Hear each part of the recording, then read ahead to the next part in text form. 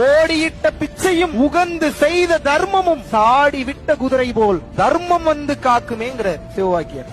ஓடி ஓடி செஞ்ச பிச்சையும் போட்ட பிச்சையும் உகந்து செய்த தர்மம், மனசார நீ கொடுத்த தர்மம். ஆரம்பத்துல வராது, பயம் வரும். ஐயோ அவசரப்பட்டு கொடுத்துட்டேமே, அதிகமா கொடுத்துட்டேமே, ஐயோ கொடுத்துட்டு இப்படி எல்லாம் நடக்கும். பயப்படக்கூடாது, கொடுங்க. ரிட்டர்ன் வரலனாலும் பரவாயில்ல, கொடுங்க. இறைவன் வேற ரூபத்துல உங்களுக்கு கிளியர் பண்ணிட்டு இருப்பாரு. உங்களோட பிரச்சனை ஒவ்வொன்னா ரிலீஃப் ஆகும். உங்களால நினைச்சு கூட பார்க்க முடியாத அளவுக்கு பெரிய பெரிய இடியாப்ப சிக்கல்லாம் காலியாகும். நீங்க நினைச்சு கூட பார்க்க முடியாத மாற்றம் எல்லாம் நடக்கும். எப்போது நீங்கள் தர்மத்தின் பாதையில் இருக்கின்றீர்களோ அப்பதான் நடக்கும், இல்லன்னா நடக்காது. எப்படி வசதி?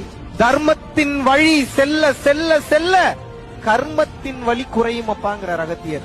என்ன சொல்றாரு? தர்மத்தின் வழியில் செல்ல செல்ல கர்மத்தின் வழி குறை. நீங்க செஞ்ச பாவம் பூரா நீங்க செஞ்ச தர்மம் எனக்கூடிய அந்த சுத்த உஷ்ணத்தில் தான் சுட்டு எரிக்கப்படும். அடி உழுகும், அப்பயும் நீங்க அனுபவிச்சுதான் ஆகும். அப்படி வந்து அப்படி டச் பண்ணிட்டு போவேன், வலிக்காம அடி உழுகும். போன ஜென்மத்துல பண்ணதே நம்ம அனுபவிக்கிறதுக்கு எவ்வளவு இருக்கு, இந்த ஜென்மத்துல வேற நம்ம அனுபவிக்கிறோம். நிறைய இந்த நம்ம செயல் செய்யறோம். இதெல்லாம் கர்மாவா சேரக்கூடாதுன்னா என்ன பண்ணணும்னா நல்லா புரிஞ்சுக்கங்க.